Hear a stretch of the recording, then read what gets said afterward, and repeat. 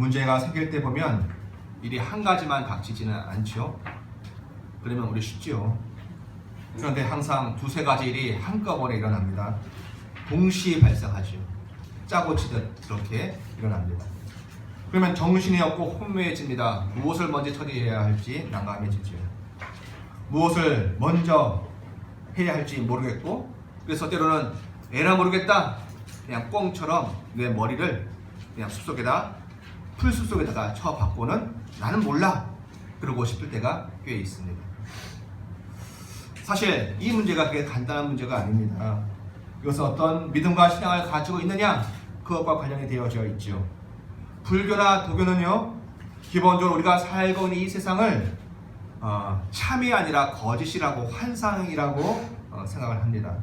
마치 우리가 일장춘몽, 마치 악몽이나 지저분한 꿈을 꾸고 있는 상태와 같이 오늘 우리가 살고 있는 삶을 꿈이라고, 환상이라고, 거짓이라고 그렇게 가르칩니다. 그리고 우리가 마주하는 모든 일들이 결국 욕심에 사로잡혀서 발생되어진 거짓과 환상이라고 이해를 합니다. 그러니까 현실은 회피해야 하는 것이죠. 삶 속에 치열하게 살면 안 되고 현실에서 회피해야 하는 것이 그들에게 구원입니다. 그러니 거기서 깨어나려면 이 현실에서 이 거짓된 꿈과 같은 악몽과 같은 세상에서 그들이 해방을 하려면 진짜 세계로 들어가야 하는데, 그러기 위해서 욕심을 없애야 하고, 욕심을 없애려 하면 해탈이 이루어져야 하는데, 그러려면 나 자신이 없는 것이 되어져야 한다고 가르칩니다. 내가 없어야 욕심이 없어지고 그것이 해탈의 경지고, 그래야 이 세상으로서부터 분리되어지는 저 세상에서 구원된 상태로 살 수 있다는 겁니다. 그것이 불교나 도교 등이 이야기하는 구원이죠. 예수 믿는 사람도 그런 경우가 가끔 있습니다. 현실을 도피하고 이거는 내가 마주하지 말아야 돼, 거짓이야 라고 여기는 거죠. 하지만 참 기독교는 그렇지 않습니다.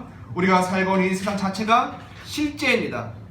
꿈도 아니고 환상도 아니고 마약도 아니고 우리가 살아가는 이 세상 자체가 실제이고 너무나 중요하고 너무나 무겁게 다루고 여겨야 할 사실 그 자체라고 성경은 우리에게 이야기합니다. 죽고 천국문에 들어가는 그 세상만 중요한 것이 아니라 지금 우리가 땅에 발을 딛고 사람들과 관계를 맺고 이야기하고 돈을 벌고 교육을 하고 하는 모든 과정 자체가 실제다. 이것은 사실, 이것이 사실이다라고 가르치는 것이 오히려 성경 기독교의 이야기입니다. 그러나 전제가 있죠. 이 세상은 하나님을 떠난 상태입니다. 그걸 뭐라 그래요? 죄라고 합니다. 그분과 하나님과 분리되어 있는 상태, 곧 죽음과 심판을 맞이할 수밖에 없는 운명에 처해 있는 상태가 이 세상이라고 성경이 규정을 하는 겁니다. 이 세상이 실제이고 맞닥뜨려 살아야 되고 중요시 여겨야 되지만 기본적으로 하나님과 분리되어 있기에 죄된 상태이기에 심판을 앞에 두고 있다는 거죠. 거짓과 환상은 아닙니다. 그러나 고통과 아픔이 끊이지 않지요. 그러하기에 하나님의 개입과 도우심을 절실히 필요로 하는 것이 기독교의 신앙입니다. 나도 하나님과 분리되어지면 악한 상태가 되어지고요. 말할 것도 없이 세상은 하나님과 분리되어져 있기 때문에, 관계가 끊어져 있기 때문에 악한 상태가 되어져 있죠. 그래서 하나님과 회복되어지는 그 관계만으로만 살 수가 있지요. 그래서 기독교의 구원은 예수 그리스도로 말미암아 하나님과 관계가 회복된 인생이 실제 살아가는 이 세상 속에서 이 세상과 물질 그리고 사람들을 하나님의 영으로 마주하고 그리고 관계를 맺고 회복시키며 살아가는 것이 우리의 삶입니다. 그렇게 이 땅에서부터 그런 하나님의 통치를 받고 가면서 지금도 하나님의 통치 천국을 누려가면서 하나님이 주시는 생명의 기쁨을 누려가면서 그리고 영원한 하나님의 나라 천국 그리고 참 완성된 구원으로 우리가 들어가는 겁니다. 그래서 우리의 구원은 철저히 이곳 이 땅에서부터 시작을 하는 거지요. 하나님을 경험하고 영으로 회복된 인생은 그 하나님이 열어주시는 그 새로운 눈 때문에 이 땅에 숨겨져 있는 하나님의 신비, 하나님의 지혜, 하나님의 사랑을 발견하고 그것 때문에 행복해합니다. 같은 것을 보고 같은 것을 들어도 하나님과 영이 회복이 되어진 사람은 그곳에서 기쁨을 누리고 삶의 의미를 찾게 되어지죠. 회복된 하나님과의 관계로 인해 사랑의 눈으로 보기 때문입니다. 감사함이 있습니다. 찢어지고 깨지고 망가진 것에 하나님이 개입하시면 치료가 일어나고 회복이 일어나는 것을 내가 경험하였고 또 그것을 외치고 그것을 수행하며 살아가는 이들이 믿는 우리들입니다. 이곳 이 땅에서의 삶을 통해서 영원하신 주님의 시간 속으로 우리가 들어가는 거죠. 기독교가 말하는 구원은 알지 못하는 미지의 세계, 죽음 뒤의 세계에서의 구원만을 말하는 것이 아니라 바로 이 땅에서 화해가 일어나고 치료가 일어나고 회복이 일어나는 것을 경험하면서 춤추면서 그 나라로 우리가 나아가는 것입니다. 그러니 기독교인 만큼 참된 신앙인 만큼 이 현재의 삶의 의미를 중요시 여기는 자가 또 없는 거지요.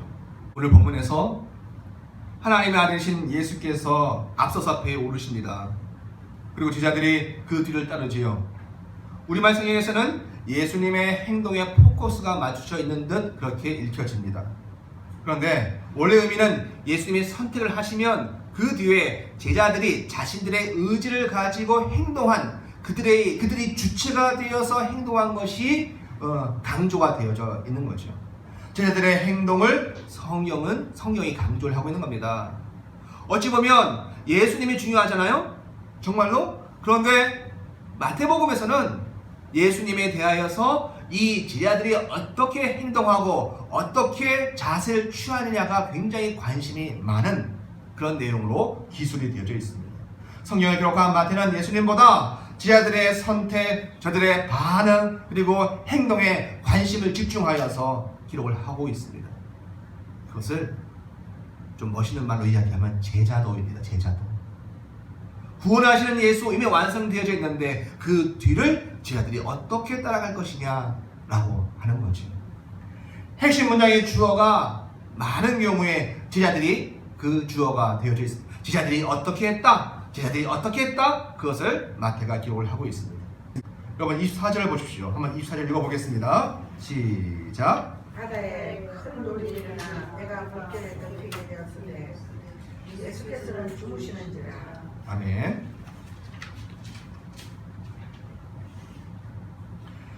이 4절을 보면 예수님을 따라간 제자들에게 평안하고 좋고 그리고 행복감이 넘치는 그런 일이 생겼나요? 아니죠. 풍랑이 생겼습니다.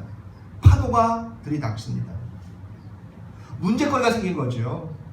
바람과 파도가 이게 합쳐지더니 큰 폭풍 그리고 산더미 같은 파도가 만들어졌습니다.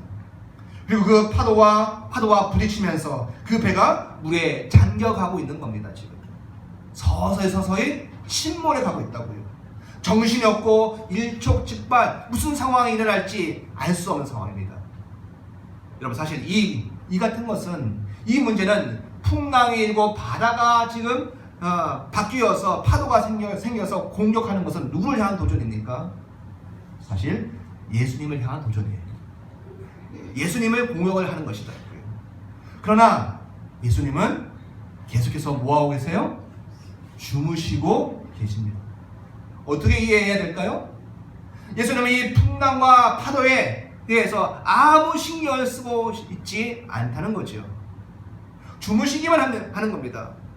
저 바다는, 저 세상은 바람과 정리 합력하여서 예수님을 공격하려 하는데 예수님은 그게 자신에게 아무 문제가 안 된다. 그러니 코 골고 주무시는 거죠.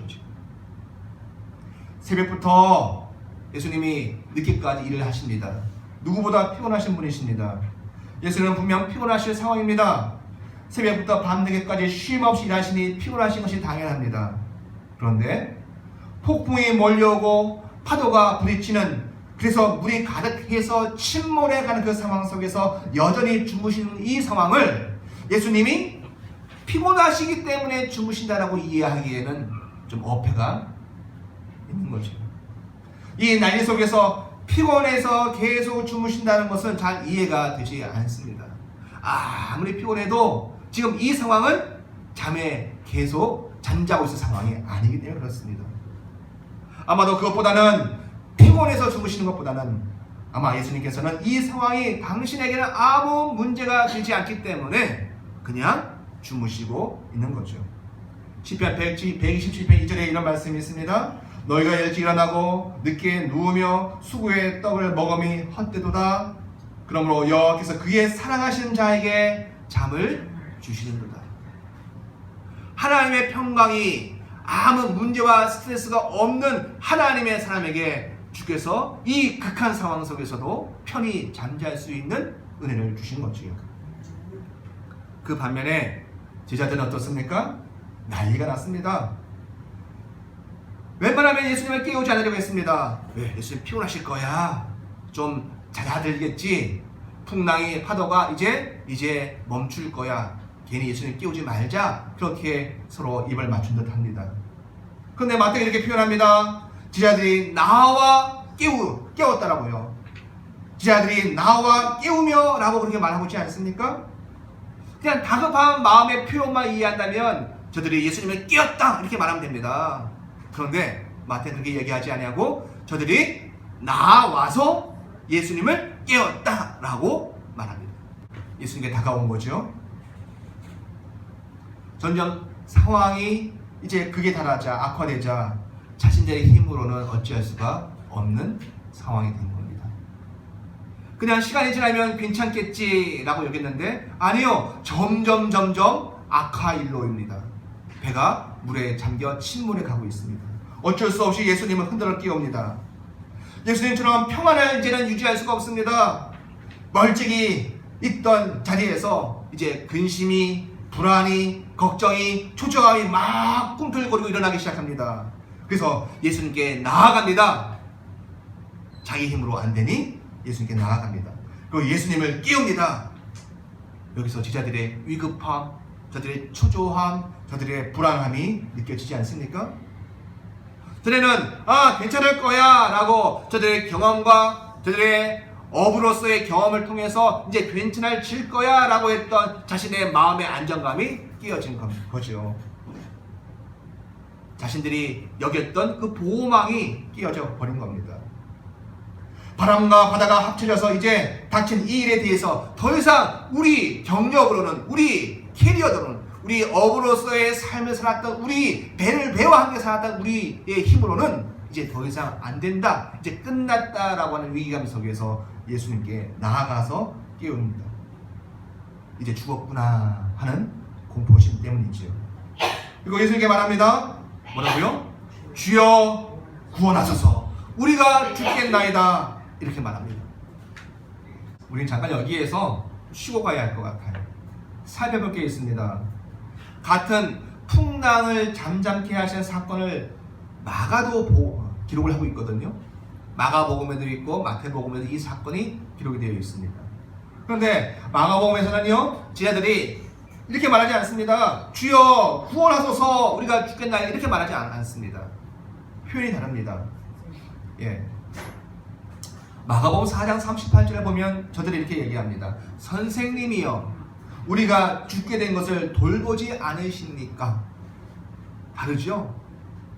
구원해달라고 도와달라고 하는 것은 같은데 예수님이 누구이신지 그리고 무엇을 청하는지는 좀 다르게 표현이 되어집니다.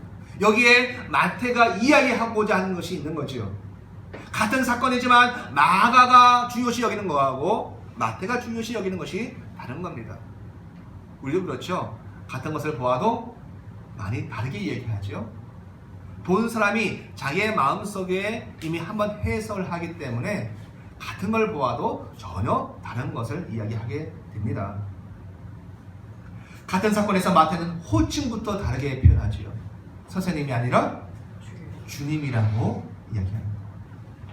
굉장히 종교적이고 굉장히 영적이고 굉장히 종말적인 단어, 또 구원하소서라는 구원이라는 단어까지 사용하고 있습니다. 마태는 이 사건을 단순한 자연 생태계에서 어쩌다가 일어난 풍랑과 파도 때문에 위기 상황에 닥친 것으로 이해하지 않는 거라는 거죠. 영적인 상황을 전제하고 기록한 것을 이야기하고 있는 겁니다. 저 세상, 바다와 같은 세상 속에서 지금 당신의 제자들이 닥칠 영적인 위험과 고통 속에서 있는 이 상황을 마태가 지금 이해하고 기록을 하고 있는 거죠. 마태가 그린 그림의 원래의 뜻은 이런 겁니다.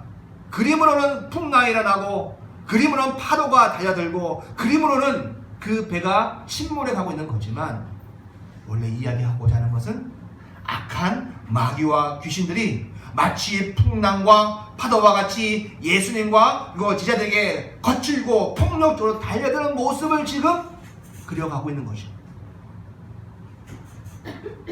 예수님과 제자들이 함께 타고 있는 배, 그것을 교회 전통에서는 교회라고 이해를 합니다. 그 교회를 끊임없이 공격하는 악한 마귀의 세력들에 대한 이해라고 교회 모든 전통에서는 그렇게 이 마태복음을 그렇게 이해합니다. 바로 그 상황에서 마태는 제자들을 강조합니다.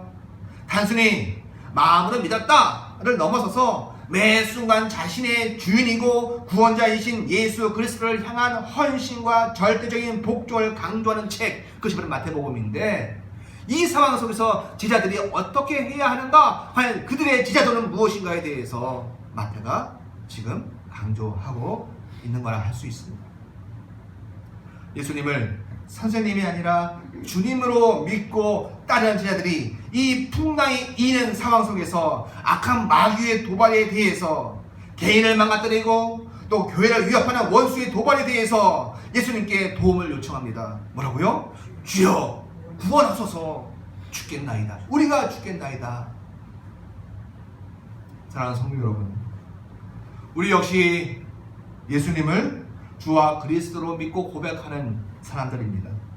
하나님과 예수님 그리고 성령님이 살아 계시다는 그 사실을 믿는 것은 모든 믿음의 기초이고 또한 출발점이기에 너무나도 핵심적이고 중차대하고 중요한 거지요. 그러나 그 믿음은 막연한 것이 아닙니다. 생각으로 믿는 믿음이 아닙니다. 그 믿음은 막연한 믿음이 되어서는 안 됩니다. 그 믿음은 예수님께서 십자가의 대속의 죽음으로 멸절할 수밖에 없었던 나와 우리를 구원하여 하나님과 함께 살게 되어 있는 삶, 그것을 새로운 삶, 신생이라고 하는데, 신생하게 하신 것, 그것에 대한 것과 관련이 있는 거죠. 새 생명의 근거가 주님 예수와 철저히 연결되어져 있는 것이기에, 그래야 가능하기에, 신생이라는 것이 내가 잘났다고 내가 열심히 산다고 되어지는 것이 아니라 내가 나를 구원하신 대속하신 예수 그리스도와 연결되어져야 오늘도 새로운 삶을 살 수 있다는 것이 우리의 고백이기에, 우리의 믿음은 오늘 이 풍랑이는 이 바다 가운데 침몰되어져 가는 배 속에서 우리의 제자들은 무엇입니까? 끊임없이 주님을 향하여서 절대적인 복종과 순종으로 그리고 의탁으로 우리의 제자도의 삶을 선택하는 것과 같은 거라 할 수 있는 거죠. 내가 하나님 믿어, 나 예수님 믿어, 하나님 살아계시지, 그 정도가 아니라 이제는 점점 나를 구원하신 그 하나님, 그분을 통하여 새로운 생명을 살아야 되기 때문에 그러니 주님을 향하여 철저한 복종과 희생과 순종과 의탁을 하게 되어진다 말하는 겁니다. 개인의 신앙 속에서 그리고 교회로 연합된 신앙 속에서 주님을 향한 철저한 복종됨이 있어야 한다는 겁니다.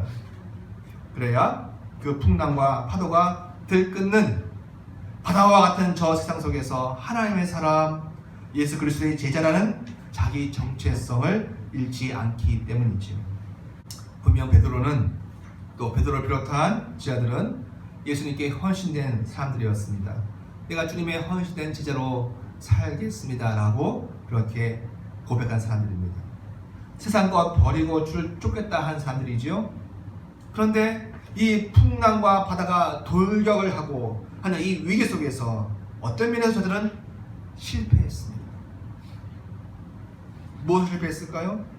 저들을 부르시고 나를 따르라 하신 예수, 주께서 부르신 이가 예수님이시라면, 나의 주님이 되신다면 저가 그분이 나를 끝까지, 우리를 끝까지 책임져 주실 것이라고 하는 이 믿음에서 실패한 것이죠. 위기 속에서도 나와 우리를 불러주신 이를 신뢰해야 할 일인데 그 신뢰가 갑자기 무너진 겁니다.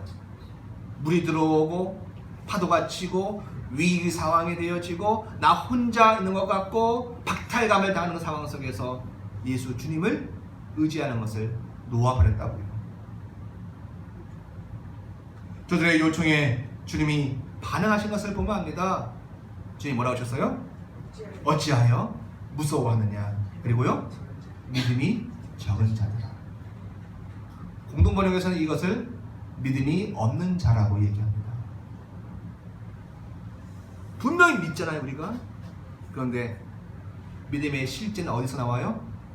믿음의 실제는 우리의 삶 속에서, 바닷속에서 풍랑이 일고 파도가 쳐 들어오는, 그리고 물에 잠겨 들어가는 그 위기 속에서 내가 주님을, 나를 부르신 그 하나님을, 내 주님을 내가 의지하고 의탁하느냐, 거기에 있는 거죠.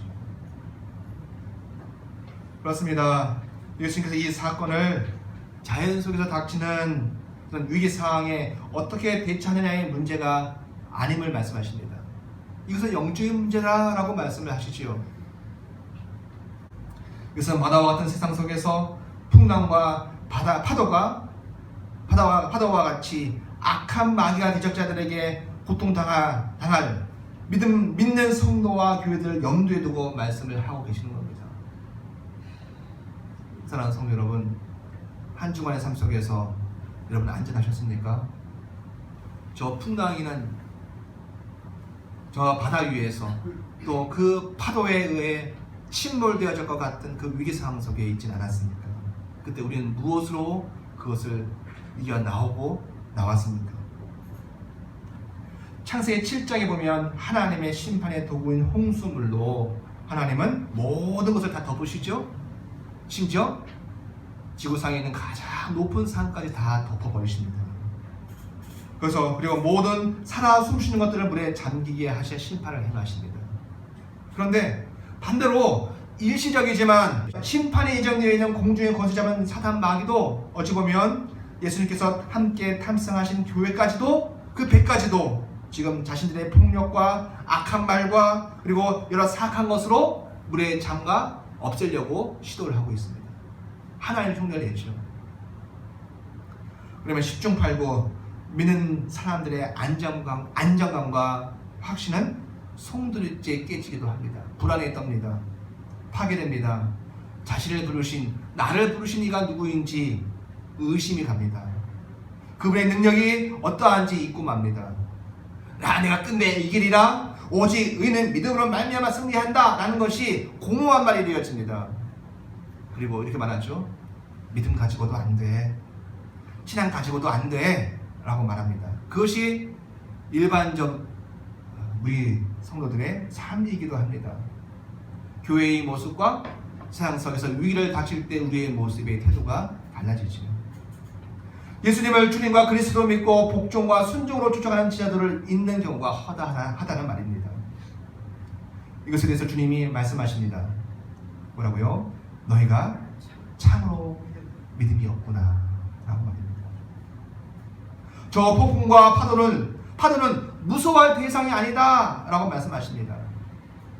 그렇습니다. 세상 속에서 우리를 위협하는 폭풍, 파도는 마치 우는 사자와 같이 우리를 위협하지요. 그러나 분명한 것은 저 세상의 일들이 우리를 피곤하게 할 수는 있고 우리를 힘들게 할 수는 있습니다. 그렇지만 결코 우리를 사랑하시는 하나님, 그분의 사랑에서 우리를 끊을 수 없고 그 확신에서 우리를 제거할 수 없다는 말씀이죠. 그것을 기록한 것이 로마서 8장 31절의 이하였습니다. 우리 다시 한번 로마서를 펴보겠습니다. 그런즉 이 일에 대하여 우리가 무슨 말 하리요? 만일 하나님이 우리를 위하시면 누가 우리를 대적하리요? 자기 아들을 아끼지 아니하시고 우리 모든 사람을 위하여 내주신 이가 어찌 그 아들과 함께 모든 것을 우리에게 주시지 아니하겠느냐. 누가 능히 하나님께서 택하신 자들을 고발하리요. 의롭다 하신 이는 하나님이시니 누가 정죄하리요. 죽으실 뿐만 아니라 다시 살아나신 이는 그리스도 예수시니 그는 하나님 편에 계신 자요 우리를 위하여 간구하시는 자시니라. 누가 우리를 그리스도의 사랑에서 끊으리요. 환난이나 공고나 박해나 기근이나 적신이나 위험이나 칼이랴. 기록된 바 우리가 종일 주를 위하여 죽임을 당하게 되며 도살할 양과 같이 여김을 받았나이다 함과 같으니라. 그러나 이 모든 일에 우리를 사랑하신 이로 말미암아 우리가 넉넉히 이기느니라. 내가 확신하노니 사망이나 생명이나 천사들이나 권세들이나 현재이나 장래이나 능력이나 높음이나 깊음이나 하는 어떤 피조물이라도 우리 주 그리스도 예수 안에 있는 하나님의 사랑에서 끊을 수 없으리라. 아멘. 여러분, 그러므로 믿음이 우리를 이기게 하신 줄 믿습니다. 위협이 되어지고 내 정신이 분열되어져 같은 그 환난과 고통 속에서도 주님 우리에게 요구하시는 것은 예수, 주님이 누구인지에 대한 믿음과 의탁과 신뢰입니다. 주님께서 일어나십니다. 그리고 시편의 예언대로 여호와 만군의 하나님이라는 이름으로 그 폭풍과 파도에 거론되는 바로 바람과 바다를 꾸짖으십니다. 시편 89편 8절에 이렇습니다. 만군의 여호와 하나님이여 주와 같이 능력이 있으시니가 누구이리까. 여호와여 주의 성실하심이 주를 둘렀나이다. 주께서 바다의 파도를 다스리시며 그 파도가 일어날 때 잔잔하게 하시나이다. 여러분, 마태복음에서는 그 바다와 그 바람을 누가 잠잠하게 하셨습니까? 예수 그리스도이시죠. 그런데 지자들은 알았습니다. 예언된 말씀은 하나님이 그같이 바다와 파도를 그리고 바람을 잠잠게 하신다고 말이지. 어떤 혼란이 있었을까요? 바람과 바다를 꾸짖고 그리고 그들에게 깊은 평안과 안정감을 선사해 주시는 그 예수 그리스도를 바라보면서 저희들이 깜짝 놀랐습니다. 경험을 합니다. 놀라움입니다. 경이로움입니다. 내가 알던 예수, 그가 전혀 다른 분임을 그들이 알지 경험을 한 겁니다. 예수 저분이 내가 아는 그 예수가 아닌 것을 알게 되어지는 겁니다. 사랑하는 성도 여러분, 우리 삶 속에 이 놀람이 있기를 원합니다. 우리 삶 속에 이 경이로움이 있기를 원합니다. 내가 늘 알고 있고 내 친구 같고 만만히 여기는 것까지 가는 그 예수가 실제 하나님만이 할 수 있는 파도를 잠잠케 하시고 바다를 통치하시는 그분임을 알았을 때 우리가 깜짝 놀람이 있을 겁니다. 전능자 하나님이 행하셔야 할 일을, 바로 그 일을 자신의 앞에 우리와 똑같이 식사하시고 똑같이 주무시는 저 예수께서 행하시는 것을 보고 지자들이 깜짝 놀라는 그 경이로움입니다. 여러분, 축복합니다. 예수를 다시 아는 이 놀람이 있기를 원합니다. 예수를 어떻게 알아야 하는가에 대한 이 경이로움이 우리에게 있기를 원합니다. 이 은혜가 인생이라는 이 배 위에서, 이 바다 위에서, 그것도 풍랑이라는 이 배 위에서 우리 함께 고백하기를 원합니다. 기도하시겠습니다.